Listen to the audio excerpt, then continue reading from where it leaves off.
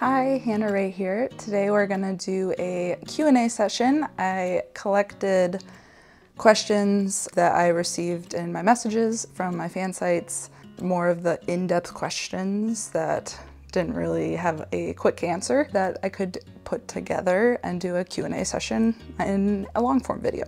So let's get to the first question.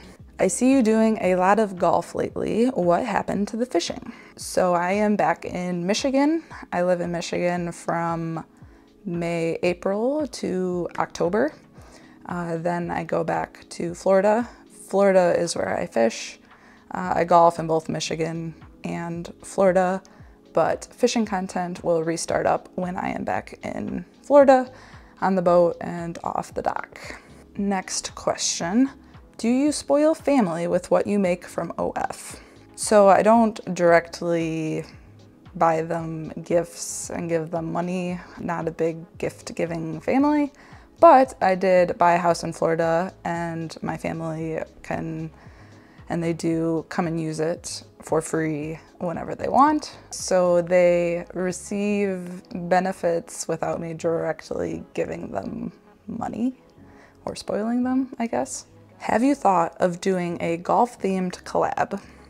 So actually I do have a new YouTube series I'm going to try. It will be a video on and off the golf course. We'll make a YouTube video on the golf course, and then we will do a off-course video, which will be only on the fan sites. So I've been in contact with a few creators that also golf, looking for creators that would be interested in taking part in that series. But to follow up on that question, I will never ever do a fan site video on the golf course. I'm not comfortable with that. I don't like public videos, mainly because the public, if they accidentally see you, cannot consent to seeing that. So I don't ever want to risk making a video where someone sees me, mainly for that reason. And then also, I feel like it's kind of disrespectful to the golf course and the game of golf to do that on the golf course. So I do not make those videos on golf courses.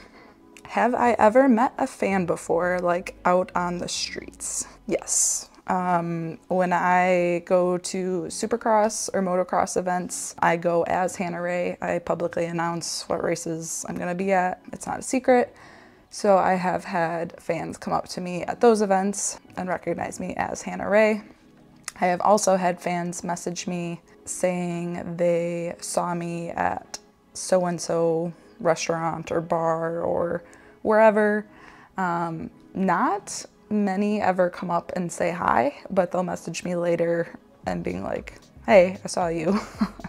So yeah, fans have come up. Next question. Have you ever had exes try to connect with you after finding out what you do?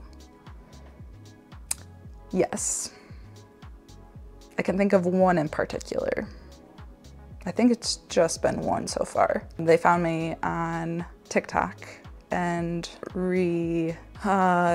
not rekindled, but restarted the text message thread. I hadn't talked to them in a while, but they reached out and definitely tried to rekindle our bedroom relations. It did not work. Ooh. So does your husband have to approve of the other creators you collaborate with? Yes and no. I don't explicitly ask him for approval, so no, I do not directly ask him for approval, but I'm particular on who I collab with. I don't do that many collabs. I try to do one a month, 12 a year.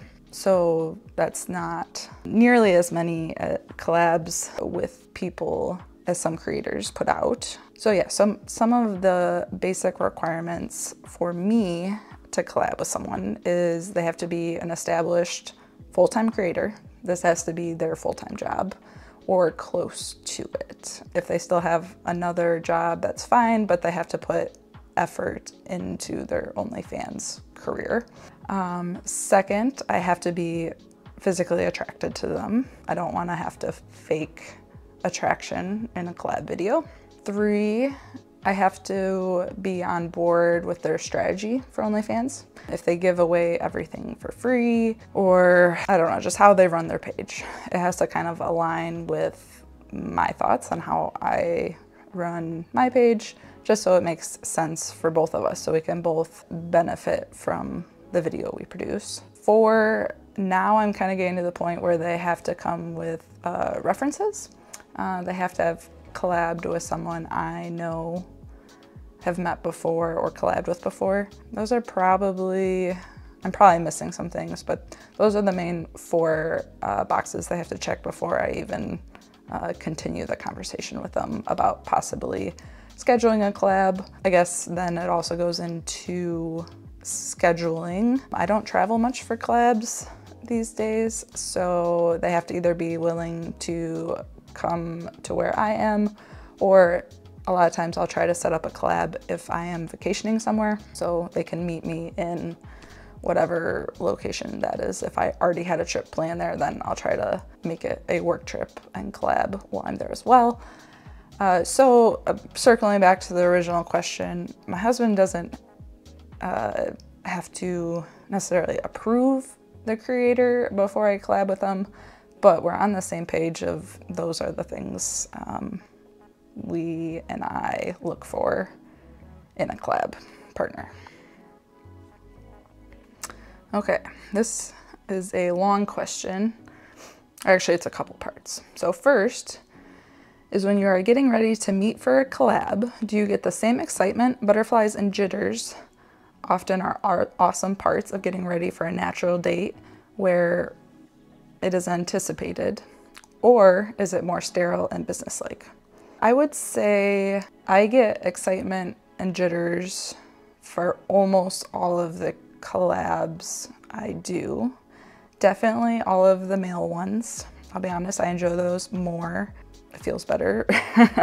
I am more straight than I am into girls. So those I anticipate more for sure. And I still even get jitters for the second round of collabs. Not as much, because it's not so much like a first date. It's more comfortable when it's round 2 and you've met them before. I have been to a few collabs that are more sterile and businesslike if it's a bigger meetup with multiple creators and it's more like, okay, let's plan ahead and film some reels and some TikToks, and then we'll do our video. It's a little more business-like and a little less first date-like. I'm okay with both of them because, I mean, reels and TikToks are great. Yeah, so it kind of just depends on the creator and what the flow is. Hopefully that answers it. Oh, so I kind of just touched on this one. This next question is, do you really enjoy a collab with the same sex, or is experience different? So I do prefer male collabs more than female, but I will add, I have had female experiences before I did OnlyFans. So girl stuff isn't new to me, or I don't do it just for OnlyFans. That I definitely have done that in the past, not in front of a camera. So I still enjoy both of them. I still have both of those experiences without a camera, but I do enjoy the male experiences better. They're very different. It's kind of hard to compare them. I'm in the mood for the more feminine energy than a girl-girl collab is gonna hit different, obviously. Next question, where do you see yourself in 5 years? I can't say I am one to do long-term goals, like 5 years out, 10 years out. Where do I see myself? I could see myself still doing OnlyFans. My pages would be active, but I would only be doing the fun things in 5 years. So I would only be doing collabs I really want to do, which I only do collabs at this point now that I really want to do, but maybe there wouldn't be even as many. And I would only putting out social media content that I enjoy creating.